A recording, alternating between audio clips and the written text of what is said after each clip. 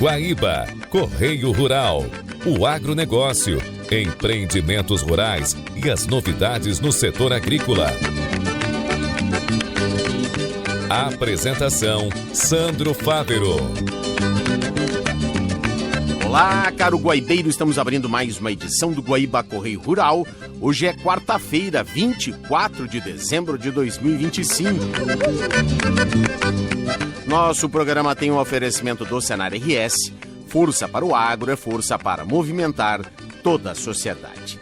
E Tag Banrisul, pedágio e estacionamento sem filas. Peça no app Banrisul. Nosso programa tem Giorgio Brum e Daniel Zucco na mesa de áudio, as gravações e edições de Luciano Vargas, Cleiton Lopes e Rafael Baldez. A coordenação de central de Guilherme Silveira, gerência de jornalismo de Rafael Sequim, direção-geral de Claudinei Girotti, edição e apresentação de Sandro Fávero. O Senar está junto com você, produtor rural, sempre juntando conhecimento e prática para levar mais produtividade e eficiência para o campo. Porque assim a agricultura e a pecuária crescem muito mais. Senar RS, vamos juntos pelo seu crescimento. Passe direto em pedágios e estacionamentos. Peça a Tag Banrisul no app e pague no Pix ou cartão de crédito. O agro tem voz, na nossa Rádio Guaíba. E o assunto de abertura do programa desta quarta-feira é fumicultura. A definição da tabela de preços do tabaco para a safra 25-26 será tratada em rodadas de reuniões previstas para a segunda quinzena de janeiro.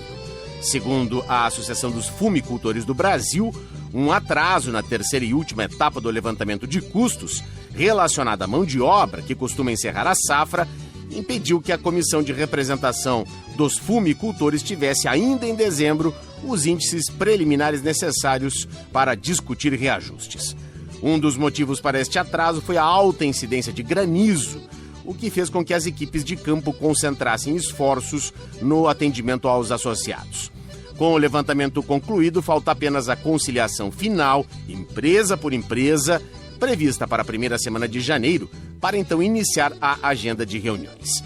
Conforme o presidente da AFUBRA, Marcílio Drescher, o produtor que comercializar seu tabaco antes da definição do preço médio para a safra não terá prejuízo, pois o valor será complementado posteriormente conforme o índice de correção acordado entre a representação dos produtores e as empresas fumageiras. A Comissão Representativa dos Produtores de Tabaco é formada pela Associação dos Fumicultores do Brasil, AFUBRA, e também pelas Federações de Agricultura, FARSUL, FAESC e FAEP, e dos Trabalhadores Rurais, FETAG, FETAESC e FETAEP, que são do Rio Grande do Sul, Santa Catarina e Paraná. Bem, agora a gente fala de orizicultura. Após um ano marcado pela instabilidade, a Federarroz projeta um cenário desafiador, mas otimista para 2026. O presidente da Federação das Associações de Arrozeiros do Rio Grande do Sul, a Federarroz, Denis Nunes, apresentou um balanço do desempenho do setor orizícola em 2025 e as expectativas para o próximo ciclo produtivo. O dirigente destacou que o ano foi marcado por forte pressão sobre os preços, dificuldades de acesso ao crédito e intervenções governamentais consideradas fundamentais para evitar um colapso mais profundo no mercado. Segundo Nunes, o ano começou com o saco de arroz sendo negociado a cerca de R$100 nas principais praças gaúchas. No entanto, à medida que a colheita avançou, o valor recuou para patamares próximos ao preço mínimo e abaixo disso no segundo semestre. Segundo Denis, o mercado foi pressionado pela boa colheita em todo o Mercosul e pela entrada da Índia nas exportações, o que derrubou os preços internacionais. Diante de tendência de queda, a Federarroz buscou alternativas junto ao governo federal. Em junho, a entidade articulou a liberação de recursos para contratos de opção, cerca de R$300 milhões, segundo Nunes, que permitiram a contratação de aproximadamente 110 mil toneladas. Contudo, o alívio foi parcial. Outro fator de alerta foi a redução da área plantada. Levantamento apresentado pelo IRGA na Expo Inter indicou inicialmente 920 mil hectares na safra 25-26, cerca de 5,7% a menos do que na temporada anterior. Porém, com o plantio ainda incompleto até agora, Nunes estima que a queda pode se aproximar de 10%, levando a área para aproximadamente 880 mil hectares. Apesar das adversidades, a FederArroz celebrou avanços importantes no segundo semestre. Em outubro, por exemplo, foi obtida a antecipação de mais 300 milhões de reais previstos para 26, destinados pela Conab a aquisições e subvenções através de PEP-PEPRO, ainda neste ano voltadas a estimular o escoamento e melhorar a competitividade das exportações. Outra conquista destacada pelo presidente da FederArroz foi a aprovação na Assembleia Legislativa da mudança no Estatuto do IRGA. Foi aprovado na Assembleia para que a gente possa mudar o Estatuto do IRGA para poder fazer uso desse recurso. E aí agora tem que regulamentar, mas seriam 20 milhões para escoamento e 18 milhões para auxílio dos produtores que sofreram com a enchente em 24. E isso, segundo o Denis, deve resultar em um dos maiores volumes de exportação da história. Para o presidente da FederArroz, o próximo ano tende a ser novamente desafiador, mas com oportunidades. Mesmo com redução de área e produtividade, a tendência é de uma safra difícil, mas se conseguir entrar em 26 com estoques menores e com os mecanismos de apoio funcionando, será possível um cenário um pouco mais favorável, segundo o dirigente presidente da FederArroz, Denis Nunes, da agência AgroEffective, Arthur Chagas. Obrigado, Arthur. E agora, o assunto é o controle do javali, espécie exótica e invasora, que é considerada uma praga pelos agropecuaristas. O deputado federal gaúcho, Heitor Schuch, entregou um documento ao presidente do IBAMA, Rodrigo Agostinho, com pedidos para que o manejo seja mais efetivo. Estamos encerrando a conversa com o presidente do IBAMA, com a superintendente estadual, também em companhia aqui com a FETAG, para que a gente possa avançar nesse processo, uma vez que você foi feliz em dizer, é uma praga que está no campo, está se disseminando com muita força por tudo que é lugar, e precisa, portanto, de um aparato, de uma autorização para que quem vai caçar não se atrapalhe no seu CPF. Certo. Hoje em dia é muito fácil se colocar restrições e fazer proibições, mas a preocupação nossa é de que em São Paulo, por exemplo, a grande maioria dos javalis abatidos estão com sarna, sim, transmitindo isso, inclusive, para os animais que estão no campo. Tem uma suspeita de que eles possam estar também transmitindo outras doenças, e isto preocupa por demais. Amanhã ou depois, talvez nós tenhamos aí um capítulo que pode atrapalhar nossa criação, abate, exportação de suínos. Isto é algo que vai ter um reflexo muito, muito negativo na nossa economia. Portanto, é preciso fechar as portas. E nós apresentamos esse documento ao presidente com uma série de sugestões. Certo. Encaminhamos aqui também um pedido para que a gente possa fazer um encontro aqui no Estado, com o IBAMA, com a Polícia Federal, porque ela também tem atribuições nessa área, a partir de março do ano que vem, e a gente trazer os caçadores e, logicamente, os interessados a nível de campo e, logicamente, também a nível de governo. Então, acho que a reunião foi extremamente importante nesse momento em que a gente precisa estar muito alerta. Nós já sabemos o que é prejuízo de febre aftosa, nós já sabemos o que é gripe aviária, nós já tivemos outros capítulos no passado e não podemos deixar esse animal solto no campo, criando, procriando e trazendo preocupação para quem está com o seu plantel em dia, mas que não pode correr esse risco e a gente perder mercado por causa de um animal que está circulando por aí transmitindo doença. Entre as reivindicações, a revisão da exigência de autorização com reconhecimento de firma em cartório por parte dos proprietários. Isto é um capítulo apenas. Tá. Inclusive, nós temos um grupo de caçadores, digamos assim, mais profissionalizado, mais equipado, com cães chipados, com equipamento mais avançado, Sim. eles acham que isso é fundamental ser mantido. Tá. Até porque ninguém quer que entre um estranho na sua propriedade sem ele saber, dando tiro para tudo que é lado, daqui a pouco matando algum outro animal. Sim. E acho que essa não é a preocupação maior. Nós falamos sobre isso, sim, isso está no documento, inclusive, mas falando mais em termos de prazo, que a gente entende de que o prazo ele é fundamental para ampliar essa questão, mas não abolindo essa questão de cartório que nós entendemos, inclusive, baseado no relatório que recebemos dos próprios caçadores, de que é preciso sim ter uma autorização para entrar na propriedade, porque senão isto pode se tornar também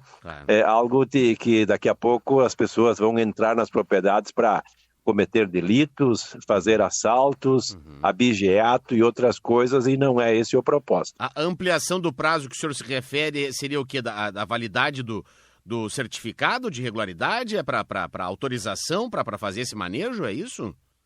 Perfeito. Exatamente. Até porque o prazo hoje, se não me falha a memória, de 90 dias, e nós estamos entendendo de que isso deva ser algo que fique no mínimo 1 ano de autorização, senão o proprietário tem que de 3 em 3 meses no cartório, né, gastar dinheiro para autorizar alguém a fazer a caça do javali que está trabalhando contra ele na sua própria propriedade. Tem dificuldade também no transporte da carcaça do animal, não é, deputado? Aí tem um outro problema, esse é mais sanitário, mas nós falamos sobre isto, até porque normalmente as pessoas caçam, mas trazer o animal embora, inclusive os machos, na maioria dos casos, são deixados nas propriedades e aí se torna um problema para o proprietário. Perfeito, entendi. Ajustes nas autorizações emitidas, tem uma plataforma também, não é? Simplificar o cadastro, tornar mais fácil essa ação também está no documento? Está no documento, mas talvez não seja esse o problema. O que a gente conseguiu falar aqui com o presidente do IBAMA, o Rodrigo Agostinho, de que hoje está mais fácil alguém se cadastrar no IBAMA como caçador de javali do que fazer o registro para ser portador de arma. Entendi. E ele falou para nós de que tem 90% dos cadastrados que não são caçadores, mas estão com o cadastro em dia justamente para ter a possibilidade de andar armados. E nessa conversa, então, nós já alinhamos aqui, esse é um assunto que também vai precisar de um diálogo com a Polícia Federal, que tem ingerência sobre esse assunto e pode nos ajudar a separar o joio do trigo. Bom, deputado Alceu Moreira, seu colega na Câmara, também tem um projeto e que fala, inclusive, do próprio aproveitamento da carne de javali, enfim, programas sociais. O senhor acredita que isso pode também acontecer ou não? Nós temos 2 correntes com relação a esse assunto. Tem os que são contrários ao consumo e outros que são favoráveis. E este é um assunto que nós vamos precisar do Ministério da Agricultura, porque todo e qualquer produto que vá se fazer de agroindústria, de transformação, seja um salame, um queijo, bebidas e tudo mais, a cachaça, etc. e tal, passam sempre pelas resoluções do MAPA. E esse, na nossa opinião, é o assunto num segundo momento para a gente trabalhar. Primeiro nós temos que ver como é que a gente elimina esse animal a campo para depois ver como é que a gente consegue, então, fazer essa parte da transformação desse animal num produto que seja aproveitado e que tenha controle sanitário, que esteja livre de transmissão de doenças e coisas do gênero. Certo, perfeito. Bom, o que o senhor sentiu do presidente do IBAMA? Houve uma aceitação? Porque esse é um assunto que vem já há anos, né, se perpetuando e parece que não avança, não é, deputado? É que, na verdade, nem todas as atribuições são do IBAMA. O IBAMA tem algumas atribuições, outras coisas são referentes inclusive é o Ministério da Agricultura. Outra questão, quando se fala de arma, é da Polícia Federal. Pois é. E aí ficou muito claro na fala do presidente de que todo mundo está com falta de gente para fazer todas essas coisas andarem dentro da necessidade que nós temos. Mas nós vamos dar o pontapé inicial. Porque esse tempo todo, e a gente compreende, não é? Claro, a questão estrutural, mas os javalis não esperam, né? Eles têm uma procriação muito rápida, não é, deputado? E em grande volume, são ninhadas grandes, um bicho muito arisco, muito perigoso e ao mesmo tempo muito devorador. Ele não come só milho, ele come também e mata animais nas propriedades e por isso a necessidade da gente poder apressar um passo um pouco. E o nosso tema a ser tratado nesse encontro que nós queremos fazer em março do ano que vem é reunir todos os atores e a gente poder, em primeiro lugar, dizer o que nós vamos efetivamente fazer, porque o problema a gente já sabe. Tá bem.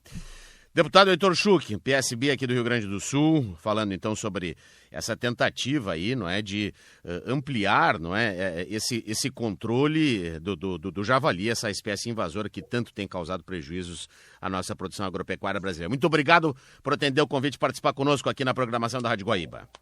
Eu que agradeço. Gratidão a todos. Um grande abraço. Um grande abraço. E assim vamos encaminhando o encerramento deste primeiro bloco em nome do Senar RS, força para o agro, força para movimentar toda a sociedade.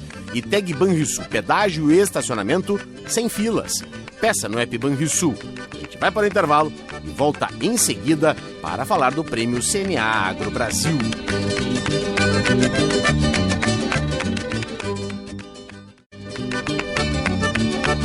Estamos voltando agora com o segundo bloco do nosso programa desta quarta-feira, 24 de dezembro, véspera de Natal. No oferecimento do Senar, está junto com você, produtor rural, sempre juntando conhecimento e prática para levar mais produtividade e eficiência para o campo. Porque assim a agricultura e a pecuária crescem muito mais. Senar RS, vamos juntos pelo seu crescimento. Passe direto em pedágios e estacionamentos. Peça a Teg Banrisul no app e pague no Pix ou cartão de crédito. O agro tem voz na nossa Rádio Guaíba. Neste segundo bloco, nós vamos falar do Prêmio CNA Agro Brasil 2025, promovido pela Confederação Nacional de Agricultura e Pecuária. Um dos homenageados foi o Roberto Rodrigues, ex-ministro da Agricultura, ex-presidente da Organização das Cooperativas do Brasil, professor emérito da Fundação Getúlio Vargas e porta-voz da agricultura brasileira na COP30. No programa, a gente acompanha agora o pronunciamento de Roberto Rodrigues ao receber a premiação da CNA.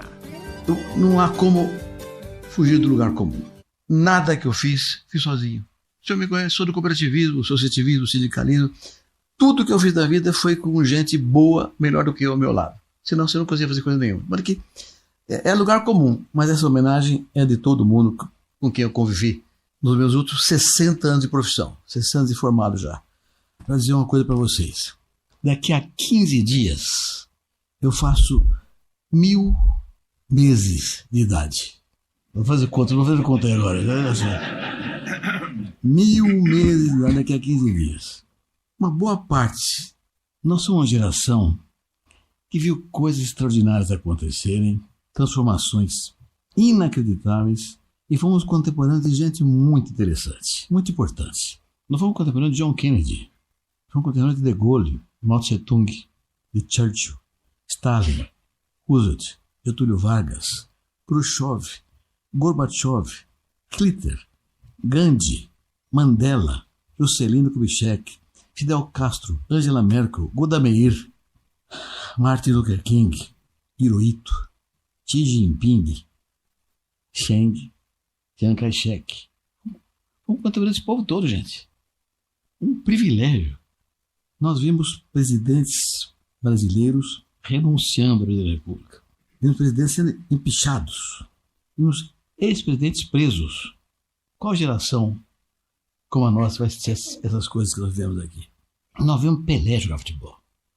Garrincha, Puskás, Di Stéfano, Tostão, Gerson de Oliveira Nunes, Falcão, Beckenbauer, Messi, Cristiano Ronaldo, vimos Ronaldinho e vimos Maradona.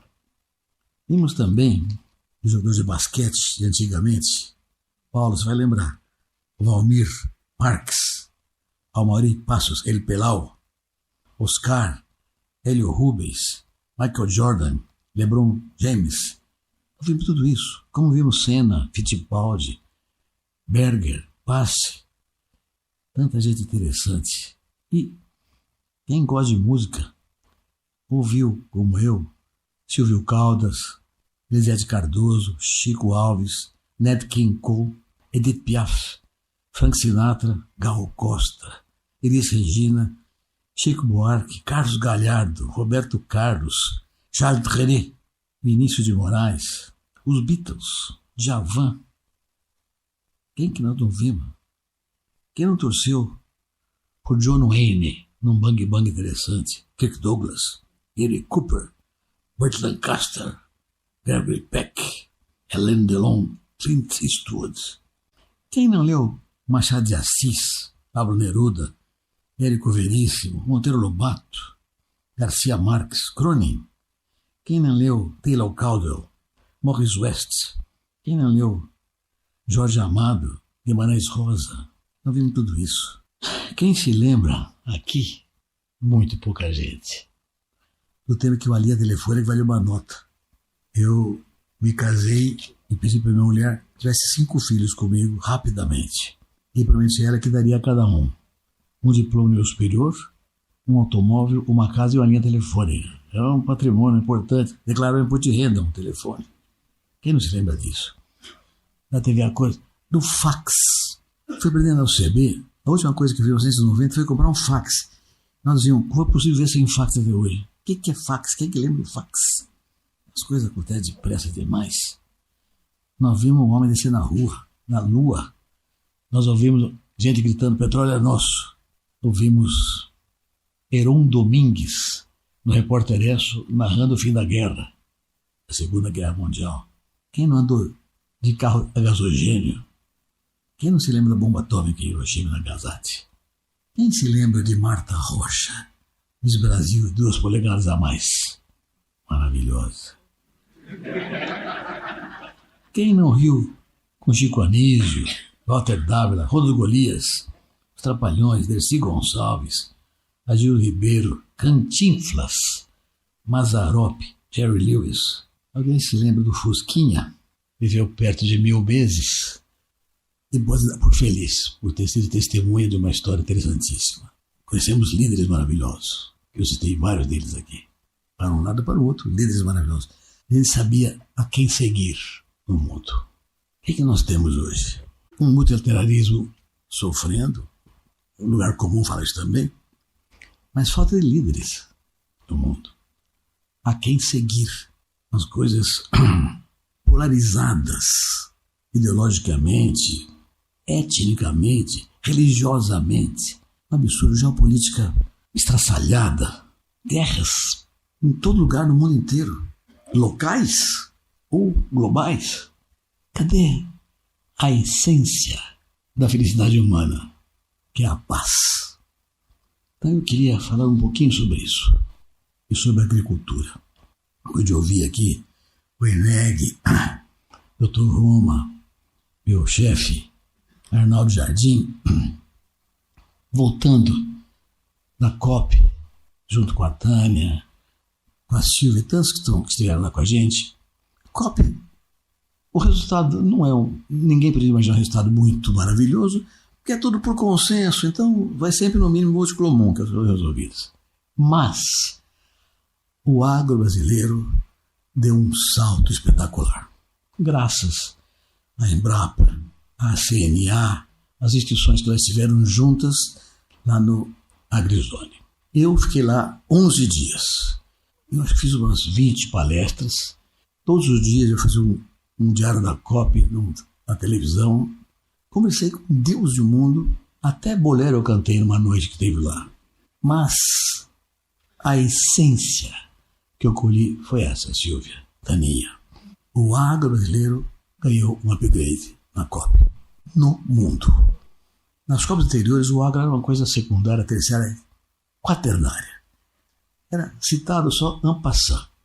Dessa vez, o AgriZone mostrou ao mundo o que nós temos que fazer com sustentabilidade, com eficiência, com competência. Então, eu voltei da COP, e aqui que eu quero concentrar minha palavra, Dr. João Martins. Convencido que o agrotropical brasileiro é replicável no cinturão tropical do planeta. Na América Latina, na África subsaariana e na Ásia também, parte da Ásia também. Obviamente que existem diferenças climáticas, institucionais em todos os países, mas o modelo que nós criamos aqui, nosso modelo de tecnologia, de empreendedorismo, de políticas públicas, de associativismo, de cooperativismo, o que nós fizemos aqui, isso é replicável em qualquer lugar do mundo, independente do tipo de solo e clima que lá existe. Fazendo isso, fazendo a agricultura tropical brasileira replicada no mundo tropical, no cinturão tropical, dado que a chave do agro não é mais temperada, é agro, é tropical mesmo, nós vamos conseguir fazer 4 coisas simultâneas. Primeiro, garantir segurança alimentar para o mundo inteirinho, nesse país. Segundo, uma transição energética justa, mais demorada, mais lenta, mais complexa, mas vamos fazer também. Terceiro, vamos criar emprego, riqueza e renda nos países pobres, porque a agricultura, o agronegócio lá foi desenvolvido. E tudo isso cuida do clima, com tecnologia, com ciência, que elas fizeram aqui. Portanto, vamos fazer uma coisa essencial: alimento, energia, renda e clima para garantir a paz mundial. Estou ouvindo a COP, doutor João, meus amigos, senhoras e senhores, convencido. Eu tinha essa impressão, agora tenho a certeza que o agro tropical do Brasil será o patrocinador da paz mundial, resolvendo todos os problemas citados anteriormente e que nos levam, em alguns momentos, ao desespero. Não se desesperem. O agro brasileiro vai ser o patrocinador da paz mundial. Nós vamos todos juntos nesse processo. Muito obrigado. E assim concluímos mais uma edição do nosso programa em nome do Senar RS. Força para o agro é força para movimentar toda a sociedade. E Tag Banrisul, pedágio e estacionamento sem filas. Peça no app Banrisul. Para você que perdeu alguma parte desta edição ou quer acompanhar novamente, acesse o nosso canal da Rádio Guaíba no Spotify e em seguida o programa já estará disponível. A gente fica aqui, se reencontra amanhã, quinta-feira. Um Feliz Natal a todos! Você ouviu Guaíba Correio Rural.